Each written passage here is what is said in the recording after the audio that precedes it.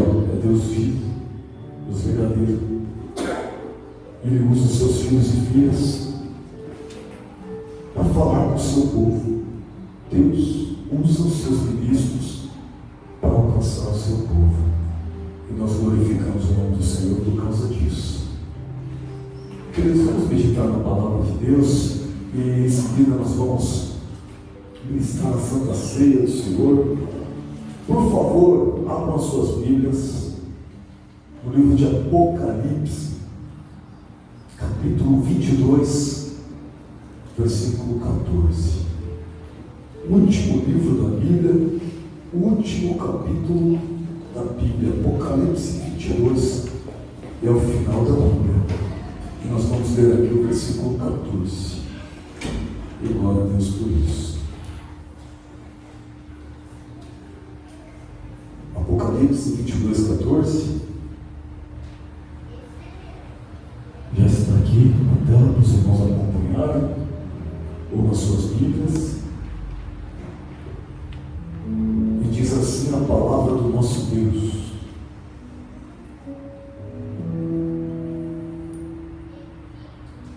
bem-aventurados aqueles que lavam as suas vestes no sangue do Cordeiro, para que tenham direito à árvore da vida e possam entrar na cidade pelas portas. Curva a sua cabeça e fale com Deus agora. Senhor, nós te pedimos que o Senhor revele a sua palavra mais uma vez. Como o Senhor tem tido misericórdia de nós e tem falado, Senhor, que não seja diferente. Usa os teus servos, Senhor. Como o Senhor tem usado os seus servos e servas desta igreja, em toda a terra, no meio do teu povo, Pai, em nome de Jesus. Fala, Senhor, através da sua palavra, nós te pedimos. Te agradecemos. Em nome de Jesus. Amém. Glória a Deus. Glória a Deus. Queridos, nós temos um versículo aqui na palavra de Deus que é um versículo muito maravilhoso. Este versículo é maravilhoso por uma razão. Ele é um versículo que, ao lermos, o nosso coração se enche de esperança.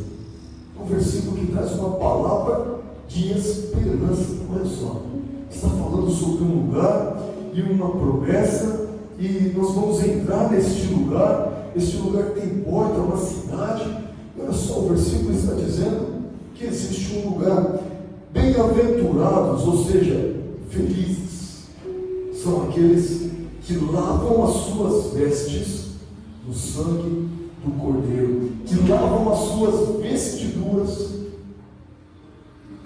no sangue do Cordeiro. Nós estamos lendo 22, 14, tá? Para que tenham direito à árvore da vida e possam entrar na cidade pelas portas. Entrar na cidade pelas portas.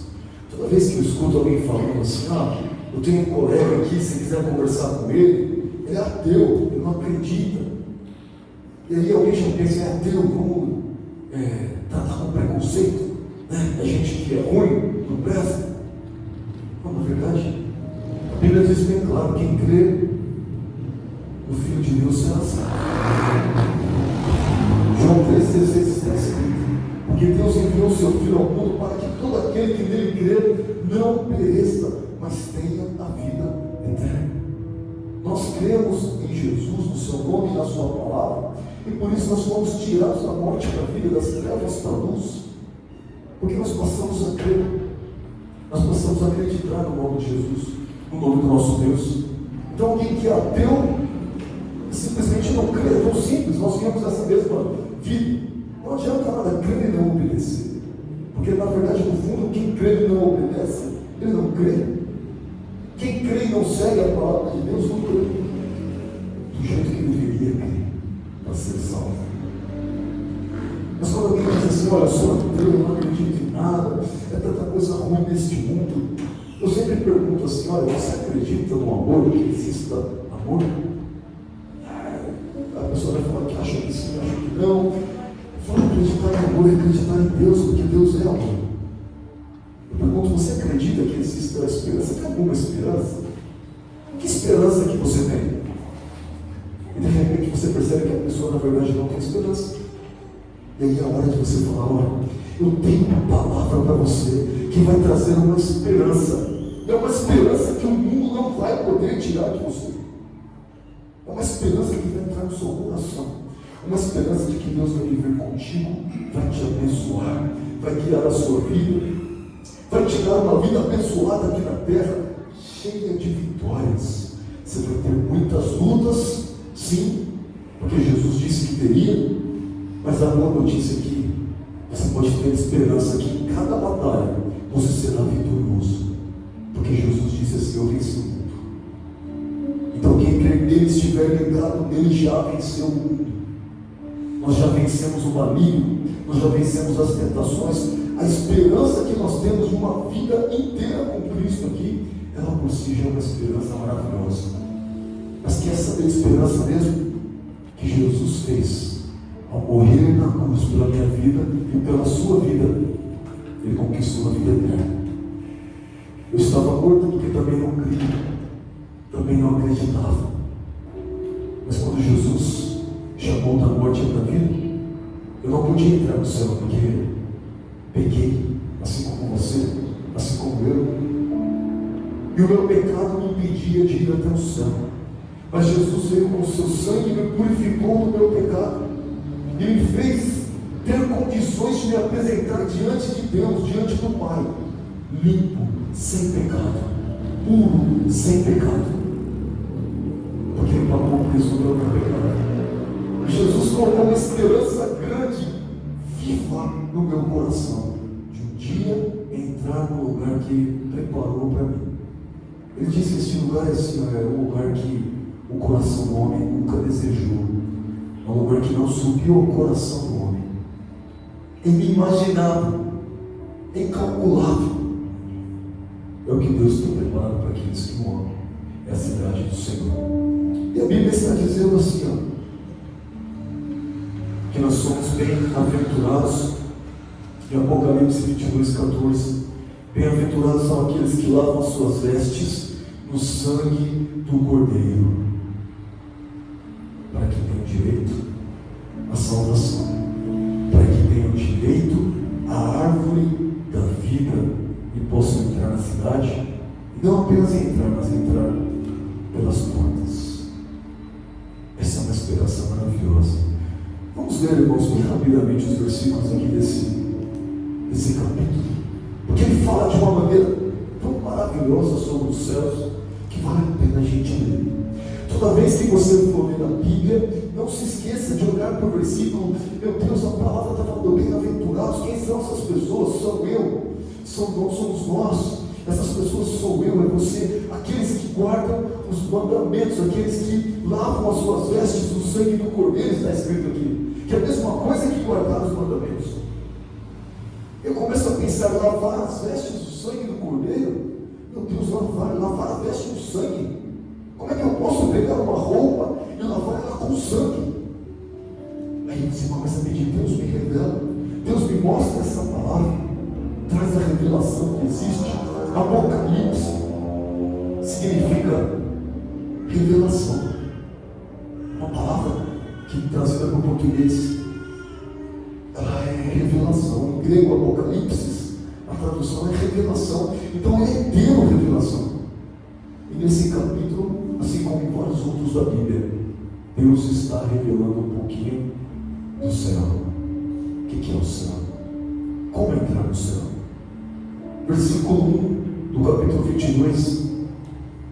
Olha só, coisas que nós louvamos nessa noite. Eu não tinha me dado conta. João está escrevendo que ele viu o rio e a árvore da vida. Versículo 1: então mostrou o rio da água da vida, claro como um cristal, que procedia do trono de Deus e do Cordeiro. Você precisa usar a sua imaginação, do contrário você vai ficar tentando decifrar, porque está do trono do Cordeiro. Não, você tem que imaginar. Você tem que se colocar no lugar de João. E João, de repente, na visão, quando ele foi arrebatado, ele começou a enxergar essas coisas e Deus falou: escreve, porque um dia em uma igreja, no dia 6 de julho de 2025, isso que você está escrevendo vai ser lido, vai ser falado, e vai existir um povo que vai crer na minha palavra. Portanto, escreve, João. E ele obedeceu. Pegou ali a caneta, a pena, e escreveu. Mas ele viu, eu quero que você, pelos olhos da fé, você veja o que ele escreveu. Então ele mostrou um rio, imagina um rio de água da vida. Água da vida, e é claro como um cristal límpido. E ele vinha do trono de Deus e do trono do Cordeiro. Olha só, o Pai e o Filho, tronos. E o rio da água saindo do trono. 2. No meio da sua praça, ele está falando sobre a cidade, em ambas as margens do rio, estava a árvore da vida, que produz 12 frutos, dando seu fruto de mês em mês, e as folhas são para a cura das nações.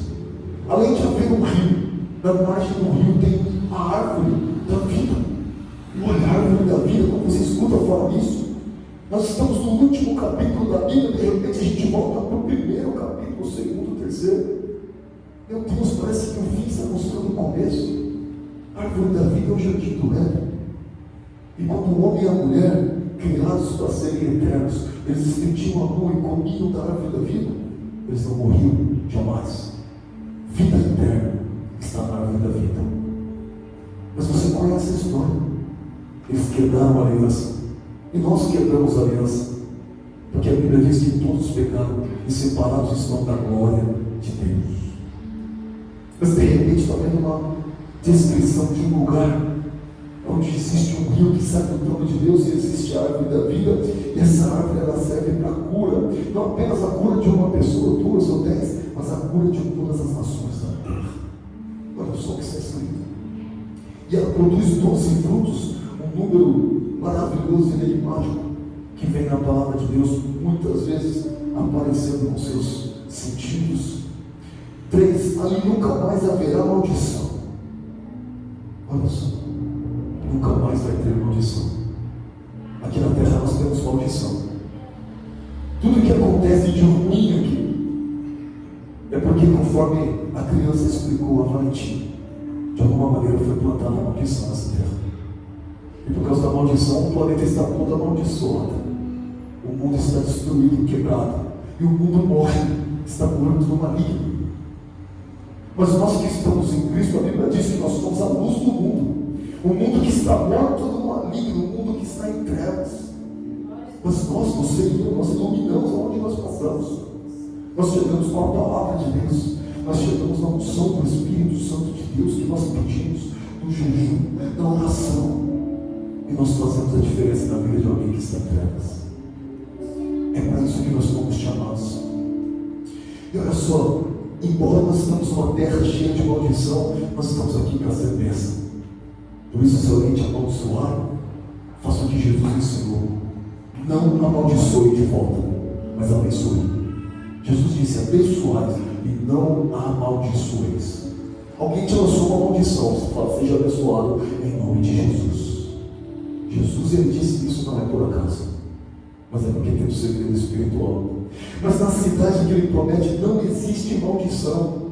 Nessa cidade está o trono de Deus e do Cordeiro, e os seus servos o servirão. Nós estamos aqui na casa de Deus, estamos servindo a Deus. Servindo a Deus com cântico, com louvor, apresentando o culto, celebrando a Santa Ceia, as ofertas, apresentando o nosso coração diante de Deus, as nossas orações e súplicas. É uma maneira de ofertar serviço a Deus. Mas nós não podemos esquecer que o serviço também existe lá fora.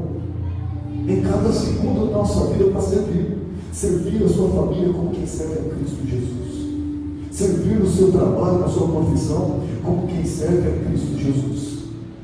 Servir vizinhos, amigos, pessoas que passam na rua necessitados, como quem faz para Deus e não para os homens. E nós podemos servir em todo o tempo. Assim nós somos luz nessa terra, assim nós somos sal nessa terra. E a Bíblia diz que nós serviremos Jesus de perto. Olha o versículo 4: e verão a sua face, e na sua testa estará o seu nome. Dá para imaginar? De alguma maneira na testa de Jesus está o seu próprio nome? Ou isso vai acontecer conosco também? Versículo 5: ali não haverá mais noite, não necessitarão da luz da lâmpada e nem da luz do sol, pois o Senhor Deus os iluminará e reinarão para todo o sempre. A promessa não é você morar no céu e virar anjinho, não, irmão. Eu vou para o céu, vou tocar uma harpa, igual toda guitarra aqui, tocar harpinha lá voando na nuvem. Você não está entendendo, a promessa é de reinar com Ele. E não é um período de reino, vai reinar com Ele para todo sempre. Nós temos que receber essa palavra e saber que nós somos reino e nós somos sacerdócio neste momento. Deus estabeleceu para si e comprou povos de toda tribo, de toda língua, de toda nação, e os estabeleceu reis e sacerdotes. Porque nós estamos prestando culto a Deus. Atravessamos as paredes do templo e entramos. E só sacerdotes podem fazer isso. Mas por que o Senhor nos estabeleceu o rei? Porque a promessa que tem para nós, a esperança e o futuro que o Senhor tem preparado, é que nós reinaremos com Ele para sempre. Irmãos, dá para imaginar uma cidade dessa, como foi descrita aqui, onde não existe maldição, nem morte, nem dor, nem lágrimas, nem pranto, não tem velório, não tem enterro, não tem enchente, não tem desgraça nenhuma, mas só o Cordeiro de Deus reinando e nós servindo a Ele, reinando com Ele. Não existe noite, porque o próprio Cordeiro que ilumina. Dá para imaginar? Precisa de sol ali para esquentar? Precisa de sol para ter luz? Não precisa. Precisa de lâmpada? Porque a gente precisa de lâmpada, mas lá não precisa, porque Jesus está lá o tempo todo e a luz dele ilumina toda parte. Dá para imaginar algo assim? Como é a luz de Cristo? E depois ele disse assim, olha só o que João escreveu: disse-me o anjo, essas palavras são fiéis e verdadeiras. O Senhor, o Deus dos espíritos dos profetas, enviou o seu anjo para mostrar aos seus servos as coisas que em breve hão de acontecer. Quem são esses servos? Quer uma notícia? A Bíblia está falando de você e de mim. Porque quando você ouviu essa palavra e leu junto comigo, Deus revelou aos seus servos as coisas que hão de acontecer. Palavra para nós, irmãos, preparada, olha, desde a época de João estava escrevendo essas coisas. Depois Jesus diz no versículo 7, é Jesus quem está dizendo essas palavras: eis que cedo veio, bem-aventurado aquele que guarda as palavras da profecia deste livro. Presta bem atenção, bem-aventurados, felizes, aquele que guarda essas palavras.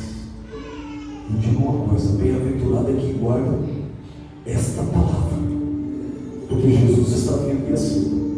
E preste atenção, quando eu li aqui o versículo 14, eu li na minha Bíblia, lavar as suas vestes do sangue do Cordeiro, mas aqui apareceu guardar essas palavras.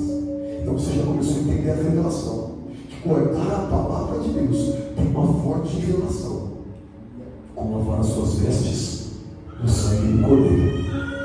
Porque guardar a palavra significa ouvir o que Jesus falou, e o que Jesus disse foi: arrependei-vos, é chegado o reino de Deus. E nós nos arrependemos.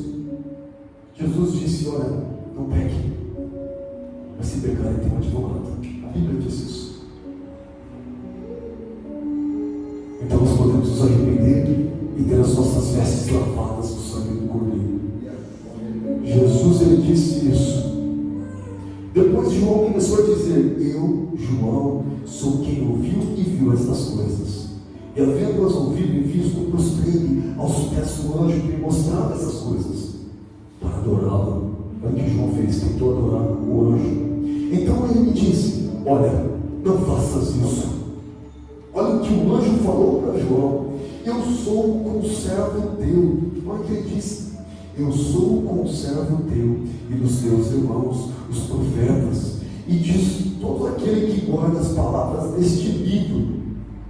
De novo a Bíblia está falando sobre você, e a Bíblia está falando sobre mim. E de repente um anjo poderoso que pegou João e mostrou para ele todas essas maravilhas secretas. todos esses mistérios de Deus, ele disse que é conservo teu. Conservo teu. Como assim? Um anjo poderoso, que se ele puxa a espada, o planeta inteiro vira fumaça, que acaba com a humanidade no estado de Deus, se Deus permitir e ordenar, mas ele tem poder para isso. Ele está dizendo que é conservo meu e conservo teu, que ele nos serve. Mas o anjo não maior que o ser humano é, mas maior é o que serve. Preste bem atenção. O anjo de Deus te serve, acampa ao seu redor enquanto você dorme. E ele disse isso para João: olha, eu sou um conservo teu, dos profetas, dos teus irmãos e daqueles que guardam estas palavras, as palavras deste livro. E olha só o conselho: adora a Deus. Só pode adorar a Deus. E disse ainda: não cegues as palavras da profecia deste livro, porque próximo está o tempo. Quem é injusto, faça injustiça ainda. Quem está sujo, suje-se ainda. Quem é justo, faça justiça ainda. E quem é santo, santifique-se ainda. Olha só, o grande mistério está dizendo que já chegou o tempo. O tempo já acabou. Versículo 12, Jesus dizendo de novo: eis que cedo venho, a minha recompensa está comigo, para dar a cada um segundo a sua obra. Você sabe o quanto é maravilhoso fazer a obra de Deus? O quanto é maravilhoso servi-lo? É maravilhoso, porque ele tem uma recompensa que já está com ele. E ele está dizendo que está guardada com ele. Eu tenho a minha recompensa, está comigo, e eu vou dar para cada um de acordo com a sua obra que tiver feito. Versículo 13, olha o que Jesus disse: eu sou o Alfa, o Ômega, o primeiro e o último, o princípio e o fim. E agora a palavra no versículo 14: bem-aventurados aqueles que lavam as suas vestes no sangue do Cordeiro, para que tenham direito à árvore da vida e possam entrar na cidade pelas portas. Irmão, se tem uma coisa que o crente precisa ter, se tem uma coisa que o crente precisa ter, é a certeza da salvação. Ele precisa, é necessário.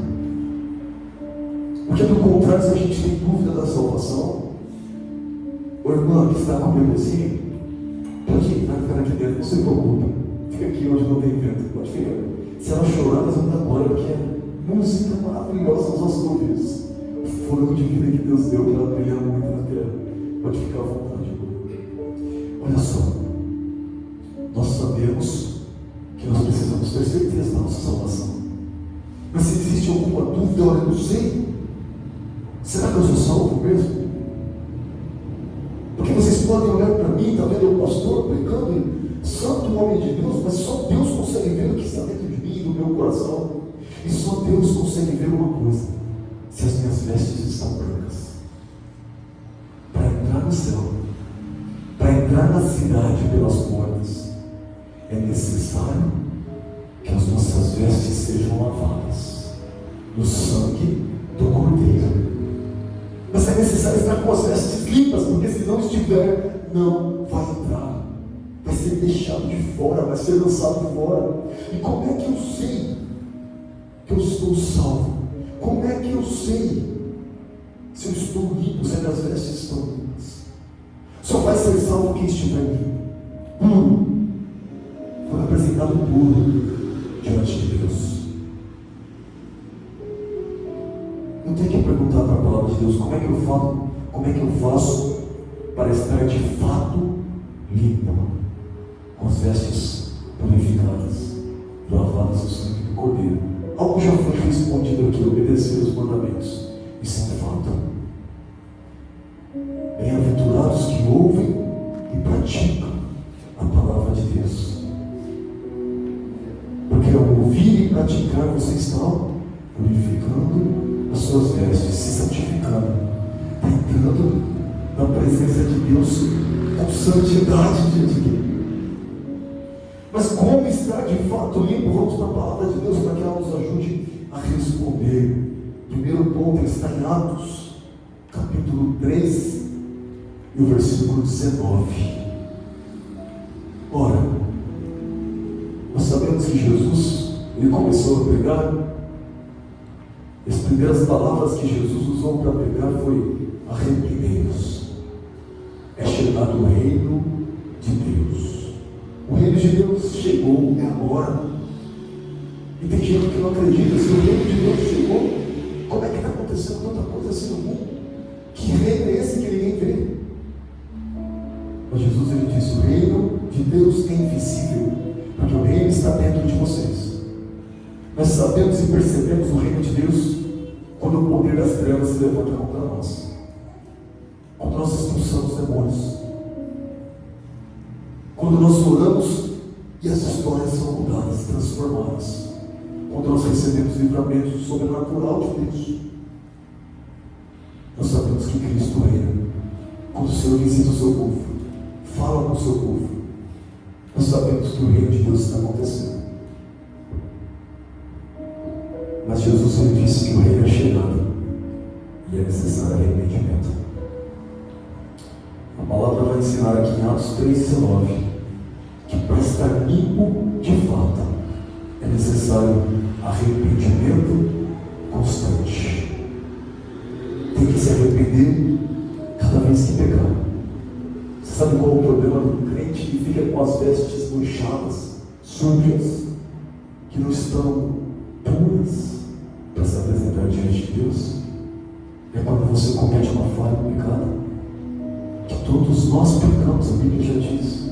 E aquele que diz não pecar é mentiroso. Então nós pecamos. Mas existe um problema muito grave quando alguém peca e não se arrepende.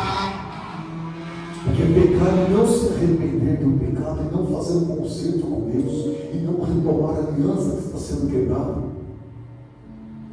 Você está abrindo um caminho na sua vida para que você permaneça no pecado. E isso faz com que as vestes não estejam puras diante do nosso Deus. Então vamos ver como é o arrependimento. Olha o que está escrito, Atos 3,19: arrependei-vos, pois, e convertei-vos, para que sejam apagados os vossos pecados, e venham assim os tempos de refrigério pela presença do Senhor.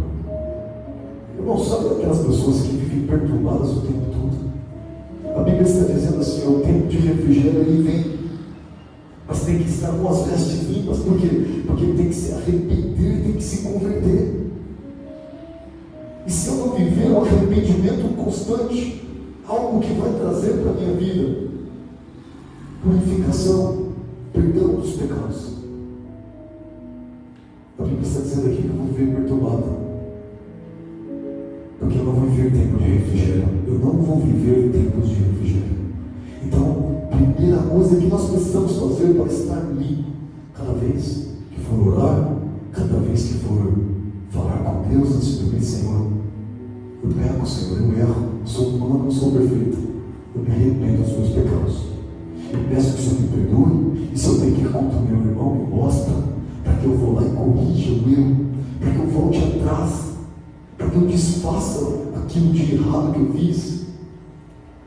Senhor, que eu consiga amar os meus inimigos, não odiá-los. De repente você está se tornando filho de Deus, porque a Bíblia diz que quem faz essas coisas é filho de Deus. Orai pelos que vos perseguem, para que sejais filhos do vosso Pai Celestial. Arrependimento constante vai fazer com que as nossas vestes sejam limpas.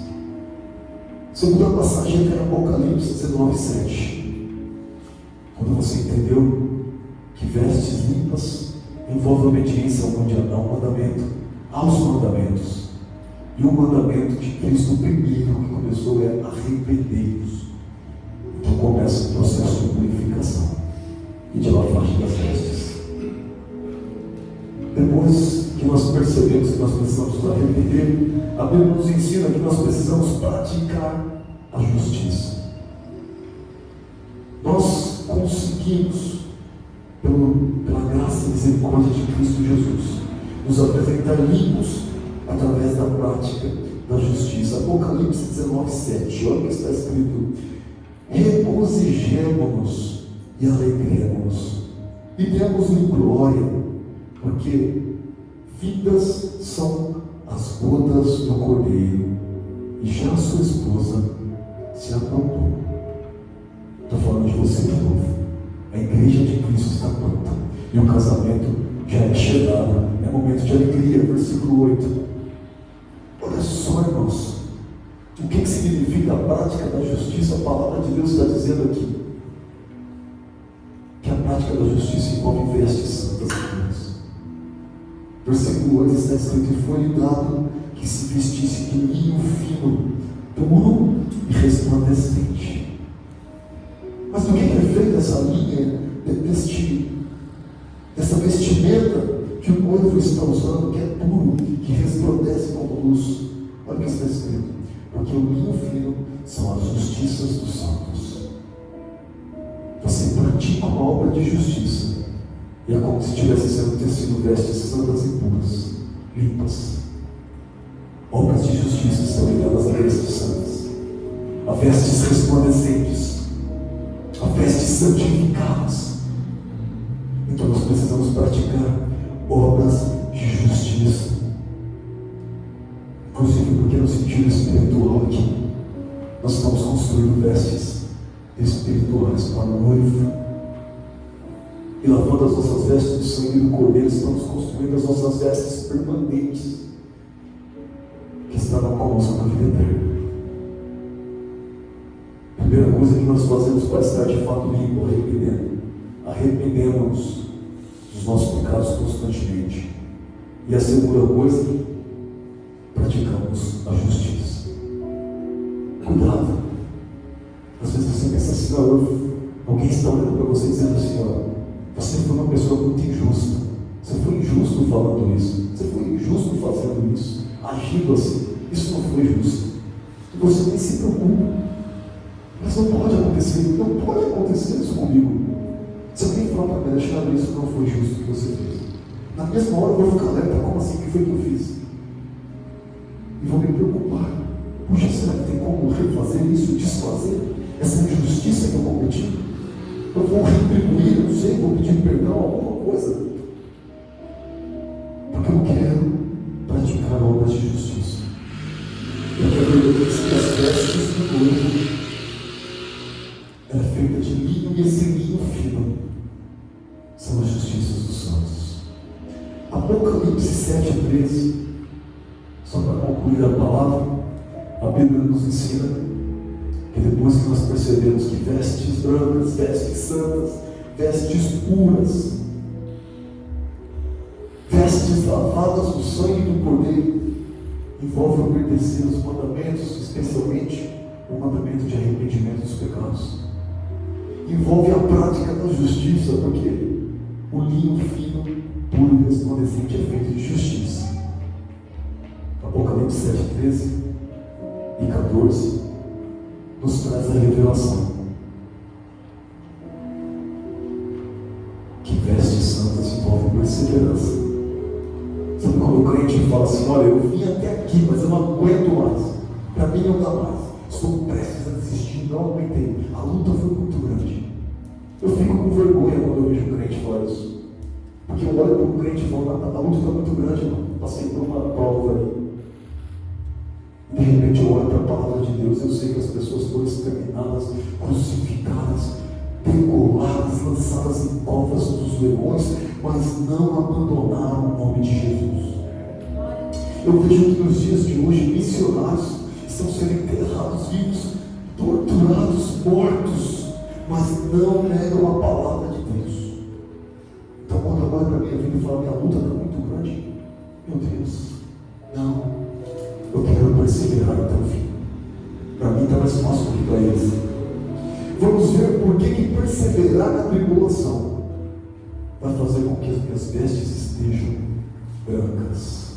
Apocalipse 7:13, uma revelação aqui, ó. E um dos anciãos me falou, dizendo: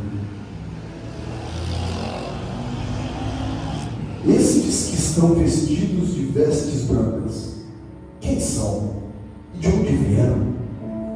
Agora João está numa situação em que ele está vendo pessoas já vestidas com as vestes brancas.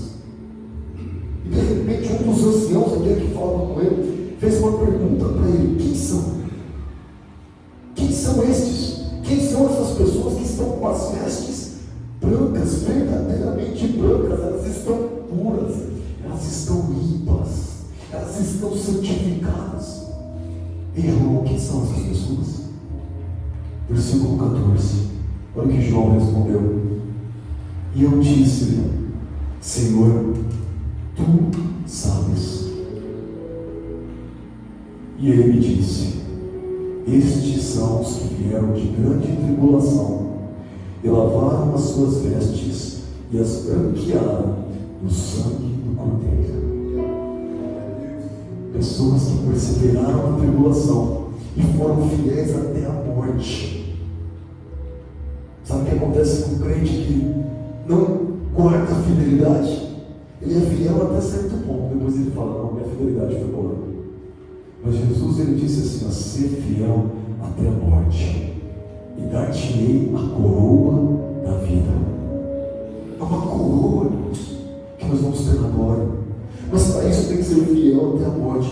E as pessoas que foram fiéis até a morte e perseveraram até a morte, elas chegam nos céus dessa maneira, com vestes santas, e apontam para elas, os anciãos apontam para elas e dizem: estas pessoas lavaram as suas vestes e as branquearam no sangue do Cordeiro. Pessoas que entram na cidade pelas portas, pessoas que chegam até Jesus e o abraçam e o adoram frente a frente, olhando nos olhos dele, dizendo: Jesus, muito obrigado. Nós vamos poder dizer para Jesus: Senhor, muito obrigado. Sabe o que Jesus deseja para a minha vida e para a sua vida nessa noite? É a certeza de que nós estamos com as nossas vestes brancas, limpas e purificadas. É a certeza de que nós estamos limpos das nossas próprias iniquidades. Jesus, ele deixou isso escrito na sua própria palavra. Jesus, ele leu sobre si mesmo o que falava sobre ele no livro de Isaías. Jesus, ele fez isso. Sabe, irmãos, vou contar uma coisa para vocês. Para a gente poder ser limpo, tem que fazer uma coisa. Porque quando eu me acho santo, eu tenho um problema, porque eu acho que eu não preciso de mais nada. Mas quando eu olho para mim e falo: Senhor, existem falhas em mim, existem erros em mim, eu vou estar pedindo: Senhor, me purifica, Senhor, me santifica, lava as minhas vestes, muda a minha vida, aquele pouquinho que ainda resta, muda, Senhor, transforma. Um homem que estava impuro, impuro significa leproso, é o que era considerado assim, não podia chegar perto de ninguém porque era impuro. Ele olhou para Jesus e disse assim: mestre, se o Senhor quiser, eu posso ser limpo. E Jesus disse assim: eu quero, seja limpo. Você imagina que oração maravilhosa, olhar para Jesus e falar assim: se o Senhor quiser, o Senhor pode fazer isso por mim. O Senhor pode me perdoar, me santificar, me salvar, me manter na perseverança, me dar força, graça, me dar conhecimento, fazer com que eu brilhe nessa terra como a luz do mundo, fazer com que eu seja o sal da terra. O Senhor pode, e Ele faz, porque o mais difícil deles Ele já fez. O que a gente tem que fazer é perseverar até o fim. Com a nossa força isso não é possível, mas Ele mesmo é quem fortalece o seu servo e serva para quem permaneçam fiéis até o fim. O que nós temos é que nos apegar nele, é pedir força, é pedir graça. Mas Jesus é maravilhoso assim. Quando a sua cabeça monta, nossa mão se prepara, nossa postura lembra, se prepara para distribuir os elementos da Santa Ceia. Vamos orar pedindo para Deus que o Senhor nos guie na santificação. Pai, de acordo com a Tua palavra, o que ouvimos e lemos nessa noite,